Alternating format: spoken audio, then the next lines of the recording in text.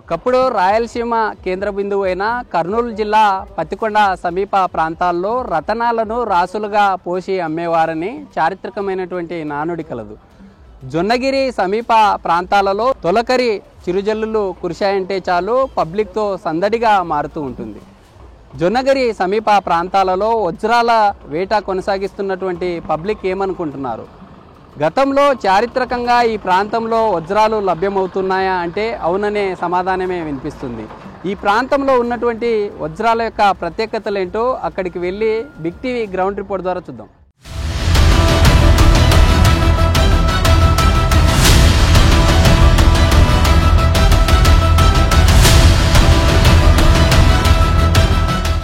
వర్షపు చినుకు పడిందంటే చాలు ఈ ప్రాంతం అంతా సందడిగా మారుతుంది. ఎగ్జాక్ట్గా మనం ఉండే ఈ పరిసర ప్రాంతం అంతా కూడా పత్తికొండ సమీపంలో ఉన్న జొన్నగిరి ప్రాంతంలో మనం చూస్తున్నాం. ఈ విజువల్లో దాదాపుగా 2 తెలుగు రాష్ట్రాలతో పాటు ఇటు దగ్గరలో ఉన్న కర్ణాటక రాష్ట్రం నుండి కూడా పెద్ద ఎత్తున ఈ ప్రాంతానికి చేరుకొని వజ్రాల కోసం అన్వేషణ మొదలుపెట్టేశారు. ఇటీవల కురిసినటువంటి ఈ తొలకరి జల్లులతో ఈ ప్రాంతం అంతా కూడా సందడిగా మారింది. మనం చూస్తూ ఉన్నాం.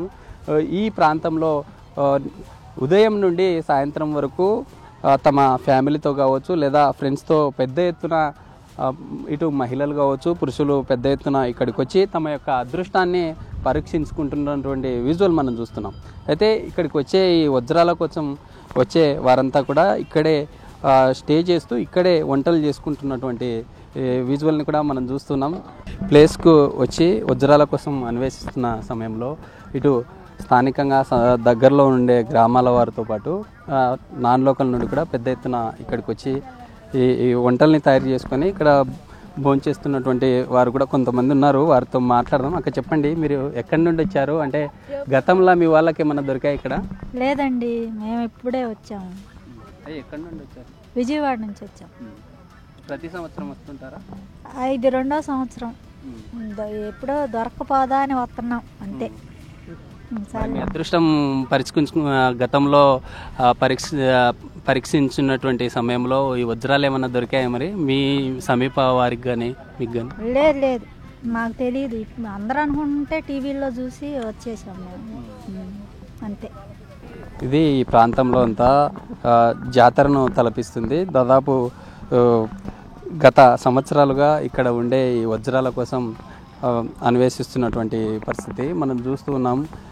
ఈ ప్రాంతంలో ఎక్కడ చూసినా కూడా వజ్రాల కోసం ఒక వజ్రమైనా దొరకకపోదా తమ అదృష్టాన్ని పరీక్షించుకోలేమా అన్నట్లుగా అన్వేషిస్తున్నారు. అయితే మనతో ఒక యువకుడు ఉన్నారు, ఆయనతో కూడా మాట్లాడదాం. చెప్పండి బ్రదర్, మీరు ఎప్పుడు వచ్చారు? ఎక్కడి నుండి వచ్చారు? ఏంటి అసలు ఈ పరిస్థితి ఏంటి? 3 రోజులు అయింది సార్. నేను సోమవారం వచ్చాను. ఇక్కడ వజ్రాలు దొరుకుతాయంటే వచ్చాను. మామూలుగా ఇక్కడ యూట్యూబ్లో కూడా ఇస్తున్నారు కదా ప్రచారం, అందుకని ఆల్రెడీ కొంతమందికి దొరికినాయి. అందరూ చెప్పేతలకి నేను కూడా అదృష్టం పరీక్షిస్తామని వచ్చేసి. అయితే ఇది పరిస్థితి. కొంత సోషల్ మీడియా ప్రభావం కావచ్చు లేదా ఇక్కడ ఉండే ఈ స్థానికంగా వెళ్ళే వాహనదారులు కూడా పెద్ద ఎత్తున ఇక్కడికి చేరుకుంటున్నారు. మరికొందరు ఉన్నారు, వారితో మాట్లాడదాం. పెద్దని చెప్పండి, ఎక్కడి నుండి వచ్చారు? ఏంటి అసలు ఈ పరిస్థితి ఏంది? అంత జనజాతరను తలపిస్తుంది. మొన్న ఒక ఆయన వచ్చేసి కారు వేసుకుని వచ్చి ఆడ నిలబెట్టినాడు. భార్య భర్త దిగొచ్చి పటిక్కిన వజ్రం దొరికిందన్నాడు. అంతా గుంపైనారు. అది వజ్రం దొరికిందో లేదో, హోటల్ జరగడానికి మాత్రం ఇదంతా ప్లాన్. ఈ హోటల్ బాగా జరుగుతుంది చూడు.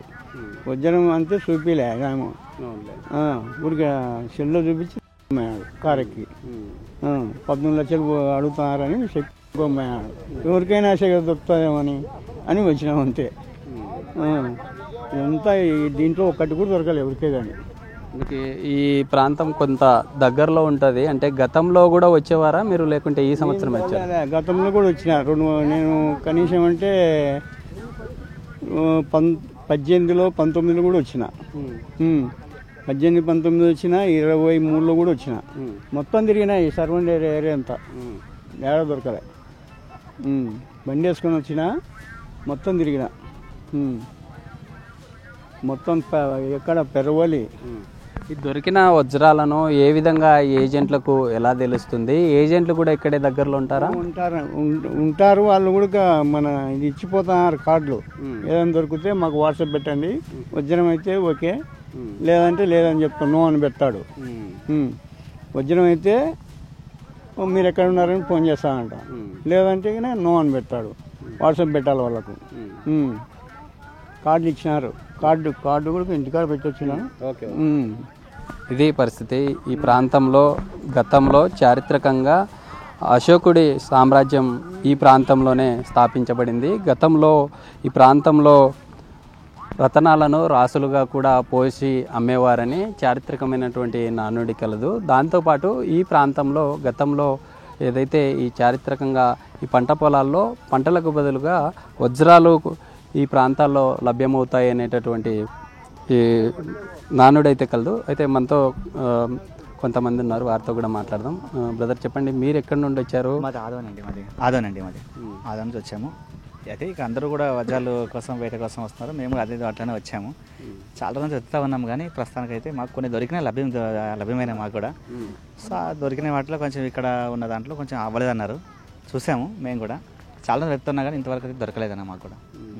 ఏంటి ప్రత్యేకత ఏంటి అసలు ఈ ప్రాంతంలో? చారిత్రకంగా ఈ వజ్రాలు లభ్యమవుతున్నాయా, లేకుంటే ఇక్కడ ఉన్నటువంటి భూగర్భంలో ఇలాంటివి లభ్యమవుతూ ఉంటాయి? అంటే మా చదువుకున్న హిస్టరీ ప్రకారంగా చూసుకుంటే అంటే వీటిలో జనరల్గా ఏంటంటే ఇక్కడ ఒక ఫార్మేషన్ జరుగుతూ ఉంది అనమాట. అంటే ఇది ఒక వజ్రం అనేసి అంటే ఇది ఒక స్ఫటిక అంటారు నా జనరల్గా, అంటే క్రిస్టల్ అనమాట ఇది. సో దీంట్లోకి ఏదైనా రాయి అయినా పర్లేదు. సో ఒక రాయిలోకి మనకు వెలుగు వెళ్ళాలన్నమాట. అంటే లైట్ ఫోకస్ అని వెళ్ళిపోవాలి. లైట్ ఫోకస్ అని మనకి వెళ్ళిపోతే లోపల ఏమవుతుందంటే టోటల్ ఇంటర్నల్ రిఫ్లెక్షన్ జరుగుతుంది, ఇంగ్లీష్లో అయితే. అంటే కాంతి అంతర పరావర్తనం జరుగుతుంది. అది కాంతి అంతర పరావర్తనం జరిగినప్పుడు ఏమవుతుందంటే అది ఒక కాంతి అనేది దాని జీవితకాలంలో బయటికి రాదనమాట. సో బయటకు ఏదైతే రాయి రాకుండా ఉంటుందో అది ఖచ్చితంగా వజ్రం అయిపోతుంది. వచ్చే మాత్రం మిగతా నార్మల్ స్టోన్ అవుతుంది అనమాట. సో ఇక్కడ ఏం జరుగుతుందంటే ఫార్మేషన్ ఇక్కడ ఉన్న ఏరియాలో కాంతి రిఫ్లెక్షన్స్ అనేవి ఎక్కువగా ఉన్నాయన్నమాట. మన సైడ్ దక్షిణ మధ్య ప్రాంతం కాబట్టి ఈ ప్రాంతంలో అశోక సామ్రాజ్యం దక్షిణ ప్రాంతాన్ని కేంద్రంగా చేసుకొని పాలించారు. అందుకే వారు గతంలో ఇక్కడ నుండి వెళ్ళిపోయే క్రమంలో ఇవన్నీ బూడిపోయాయి అనేటటువంటి చారిత్రకంగా ఆ విధంగా చెప్తారు. లేదంటే సాయిల్లో ఇవి న్యాచురల్గా దొరుకుతాయి. సైంటిఫిక్గా జనరల్గా చెప్పుకుంటారండి ఇక్కడ సార్ ఫార్మేషన్ ఎక్కువగా జరుగుతూ ఉంది సార్ ఇక్కడ ఈ సరౌండింగ్స్లో. ఎందుకంటే ఈ ఉన్న స్టోన్కు ఫార్మేషన్ అలా ఉంది.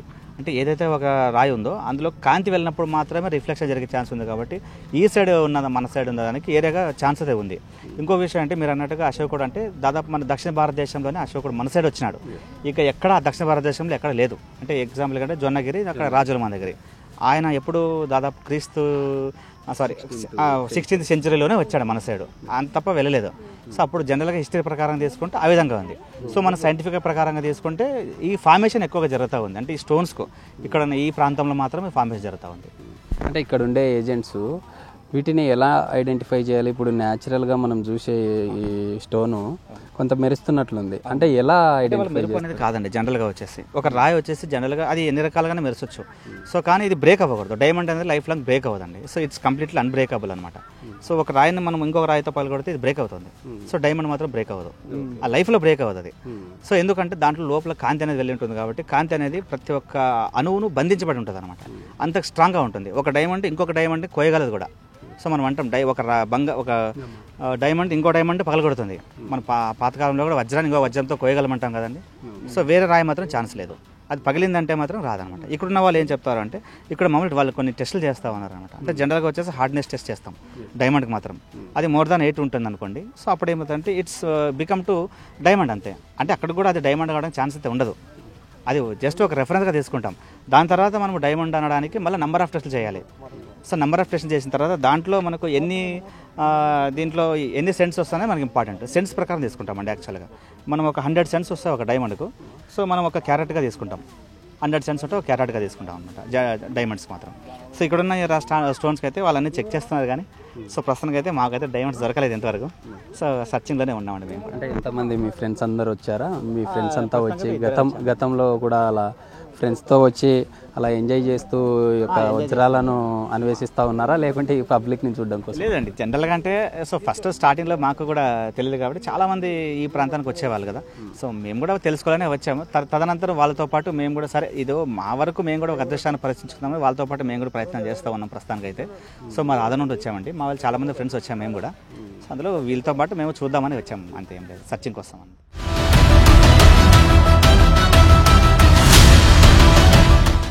వజ్రాలు దొరికిన తర్వాత ఈ డిటెక్టర్ మిషన్తో తమ యొక్క దొరికిన వజ్రాలను ఈ విధంగా టెస్ట్ చేస్తారు. ముందుగా డైమండ్ సెలెక్టర్ ద్వారా ఈ యొక్క మిషన్ని ఆన్ చేసిన వెంటనే ల్యాంప్ అండ్ బ్యాటరీ ఓకే, మొదట ఉండే ఈ యొక్క రెడ్ లైట్ ఏదైతే ఉంటుందో ఆ రెడ్ లైట్ ఆన్ అవుతుంది.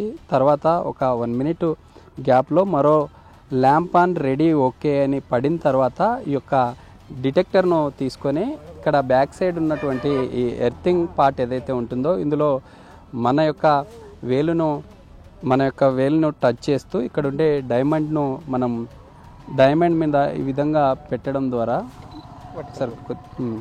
వర్టికల్గా ఈ యొక్క డైమండ్ ఎంత క్వాలిటీ ఉందనేది కనిపిస్తుంది. మనకు కనిపిస్తుంది 5 నుండి 6 పాయింట్ల వరకు యొక్క మనం చూసే ఈ యొక్క ఏదైతే ఈ స్టోన్ ఉందో అందులో కనిపిస్తుంది. ఇక్కడ మరికొన్ని స్టోన్స్ కూడా ఉన్నాయి, వాటిని కూడా పరీక్షిద్దాం.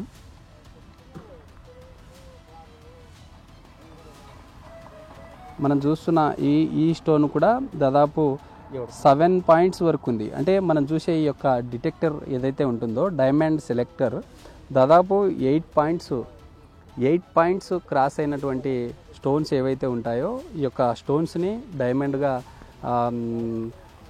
నిర్ధారించిన తర్వాత ఇక్కడ స్థానికంగా ఉండే ఏజెంట్ల ద్వారా ఈ యొక్క వీటిని సేల్ చేసేటటువంటి పరిస్థితి అయితే కనిపిస్తుంది. అయితే నిత్యం ఈ ప్రాంతంలో ఈ యొక్క వజ్రాల వేట కోసం సుదూర ప్రాంతాల నుండి పబ్లిక్ వచ్చి తమ యొక్క అదృష్టాన్ని పరీక్షించుకునేటటువంటి పరిస్థితి అయితే ఉంది.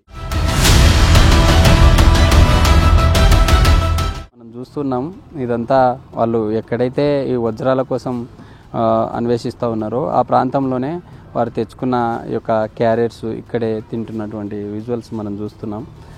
ఇక్కడ ఉండే వారితో మాట్లాడదాం. అక్కడ చెప్పండి, ఎక్కడి నుండి వచ్చారమ్మా? మాది గుత్తి. ఇక్కడ ఇంతకుముందు 2 సార్లు వచ్చినాము. మేము వచ్చినప్పటికేమో దొరికినాయి, మళ్ళీ దొరికినాయని వచ్చినాక మాకు దొరకలేదు. ఇది 3వ రావడము. 9 గంటలకు 3 దొరికినాయి. వాళ్ళు దొరికినాయంటే మళ్ళీ వచ్చినాము. ఇంకా 2 గంటలకు వరకే వచ్చా. అంటే ఎట్లా క్యారెట్స్ తీసుకొని వచ్చి ఇక్కడే ఇదంతా ఉదయం నుండి సాయంత్రం వరకు వజ్రాల కోసం చూస్తూ ఉంటారా? దీనికోసమే చూస్తానమ్మా. ఇక్కడ అంతా చూస్తా అంటే ఇంకా పొవి దిగాల. ఇందులోసే వెతుకుదాంలే దొరుకుతుందేమో అని ఆశతో ఉన్నా. ఎప్పుడు ఇట్లే అంతా జాతరలాగా ఉంది, ఎప్పుడు నిత్యం ఇలాంటి పరిస్థితి ఉంటుందా ఈ పత్తికొండ, ఈ జొన్నగిరి, పగిడిరాయి ప్రాంతాల్లో? ఇప్పటికి ఎనీ టైం ఉంటుంది. వర్షాలు వచ్చిందంటే ఇంకా ఎక్కువ ఉంటుంది. ఎప్పుడు బాగా ఎక్కువ జనం ఉంటుందా. దొరికేకైతే చాలా మంది దొరుకుతున్నాయి. అందుకు చిన్నది నాకే దొరుకుతుంది. నేను కాశతో వచ్చినాను, దొరకలేదు. ఉదయం నుండి వీరంతా ఈ వజ్రాల కోసం అన్వేషిస్తున్నారు. మనం చూస్తున్నాం వీళ్ళంతా ఒక టీమ్గా ఉదయం నుండి వజ్రాల కోసం చూస్తున్నారు. ఎక్కడైతే ఈ వజ్రాల కోసం చూస్తున్నారో ఇక్కడే భోంచేస్తున్నారు. అమ్మ చెప్పండి, మీరు ఎక్కడి నుండి వచ్చారు? మీరంతా ఒక టీమ్గా ఉదయం నుండి వజ్రాల కోసం చూస్తూ ఉన్నారు. దొరికాయి మరి ఏదన్నా ఈ అంటే వజ్రాలతో పాటు రకరకాల రాళ్ళు ఉన్నాయి కదా, ఏమన్నా దొరికాయా?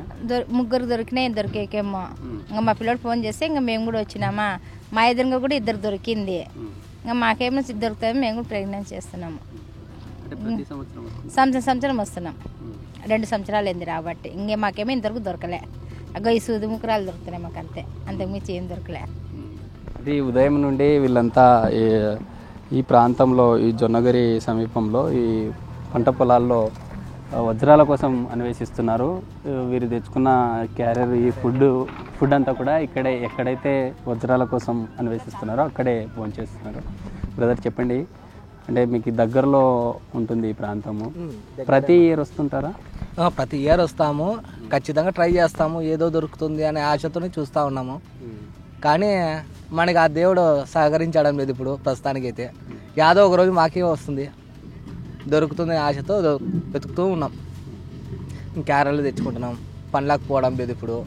పనులు గిన్నెలు లేకుండా ఇదే పని మీద ఉన్నాము, కష్టపడుతున్నాం. ఈ సంవత్సరం స్టార్టింగ్లో వర్షాలు కూడా కొంత ముందస్తుగా కురిశాయి. మరి ఈ ప్రారంభంలోనే ఇంత జనజాతర ఉంది. ప్రతి సంవత్సరం ఇలాంటి పరిస్థితి ఉంటుంది ఈ ప్రాంతంలో?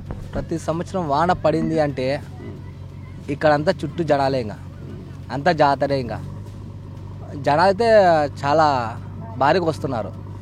రాను ఇంకా ఎక్కువ వస్తున్నారు కానీ తగ్గట్లేదు. ఒకరికి వజ్రం దొరికిందని ఈరోజు తెలిసిందనుకో, మరుసటి రోజుకి 1000 మంది పెరుగుతారు. అలా వస్తూనే ఉన్నారు ఇప్పటికి. మొన్న ఫస్ట్ టైం వచ్చినప్పుడు ఒక 2000 నెంబర్స్ వచ్చింది. ఈసారి భారీగా వచ్చినారు.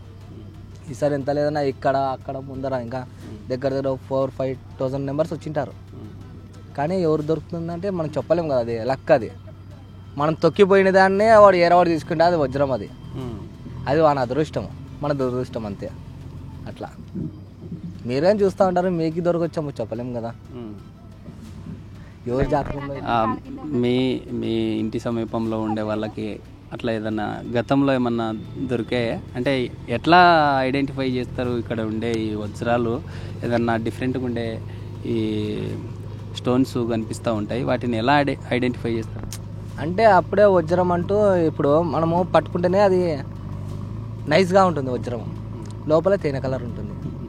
మామూలు సూది ముక్కరాయి అయితే మొత్తం వైట్ ఉంటుంది, మామూలు గాజు ముక్క మాదిరి. అది సూది ముక్కరాయి, దానికి వాల్యూ లేదు. ఈ తేనె కలర్ ఉండేది కొంచెం వాల్యూ ఎక్కువ, దాన్ని వజ్రం అంటారు. ఇంకా అదే మార్నింగ్ చూసినాను నేను, కానీ మెరుస్తున్నాయి అట్లే. ఏం చేస్తాం, మనకి దొరకలే అది, వాళ్ళు తీసుకొని పోయినారు అంతే. అది రీసెంట్గా కానీ మొన్న కానీ ఎంతో 10 కోట్లు విలువ చేస్తున్న వజ్రం దొరికిందన్నారు. అదేమో మనకైతే ఐడియా లేదు, మనం చూడలేదు. మేము కానీ వీడియోలలో చూసినాము. అదేదో 10 కోట్ల విలువ చేసే వజ్రం అంట. ఇక్కడే ఆన్ ది స్పాట్ 4 crores ఇస్తామన్నా కానీ వాళ్ళు ఇవ్వలేదంట. అది మనకైతే ఐడియా లేదు, మేము కానీ వీడియోలు చూసినాం. ఇది మొత్తం ఈ ప్రాంతంలో ఉదయం నుండి సాయంత్రం వరకు వజ్రాల కోసం పెద్ద ఎత్తున పబ్లిక్ వస్తూ ఉన్నారని ఇక్కడ ఉండే పబ్లిక్ చెప్తున్నటువంటి పరిస్థితి.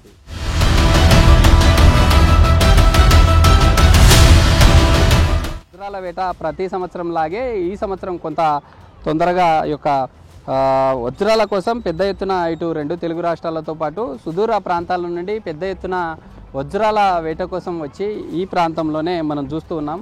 నిత్యం సందడిగా మారుతుంది ఈ ప్రాంతంలో. ఇటు అనంతపురం నుండి కర్నూలు జిల్లా పత్తికొండకు వచ్చే మార్గం నిత్యం గతంలో చాలా ఈ యొక్క ప్రాంతంలో ఇప్పుడు ప్రజెంట్ ఉన్నటువంటి సిచ్యువేషన్లో రద్దీగా ఈ యొక్క ఎవరైతే పెద్ద ఎత్తున వజ్రాల కోసం వచ్చే వారు ఉన్నారో వారంతా ఈ యొక్క వెహికల్స్ ఇక్కడే పార్కింగ్ చేసి ఈ ప్రాంతంలోనే సమీప ప్రాంతంలోనే వజ్రాల కోసం అన్వేషిస్తున్నటువంటి పరిస్థితి. అయితే సమీపంలో ఉండే ఈ యొక్క వజ్రాల వేట కొనసాగిస్తున్న వారి కోసం ఇక్కడే తాత్కాలికంగా ఈ సెట్స్ వేసి ఇదంతా తాత్కాలికంగా ఏర్పాటు చేసినటువంటి హోటల్స్.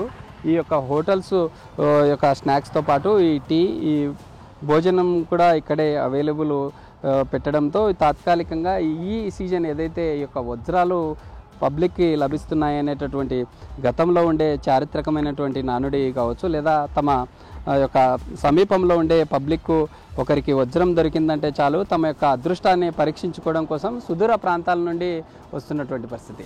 2 తెలుగు రాష్ట్రాలతో పాటు కర్ణాటక నుండి కూడా ఏదైతే ఇటు వెళ్ళే మార్గంలో ఉన్న ప్రత్యేకమైనటువంటి టూరిస్టు స్పాట్గా పేరుగాంచినటువంటి మంత్రాలయం కావచ్చు, లేదా ఈ విధంగా వెళ్ళే వారందరూ కూడా ఈ మార్గం గుండా ఈ యొక్క పబ్లిక్ని చూసి పెద్ద ఎత్తున వారు కూడా తమ అదృష్టాన్ని పరీక్షించుకునే విధంగా కూడా ఈ మార్గం గుండా వెళ్ళే దారిలో వారు కూడా ఈ యొక్క వజ్రాల అన్వేషణ కొనసాగిస్తూ ఉన్నారంటూ తెలుపుతున్నటువంటి పరిస్థితి అయితే కనిపిస్తూ ఉంది. వీడియో రాజుతో శ్రీరామ్, బిగ్ టీవీ, జోనగిరి నుంచి.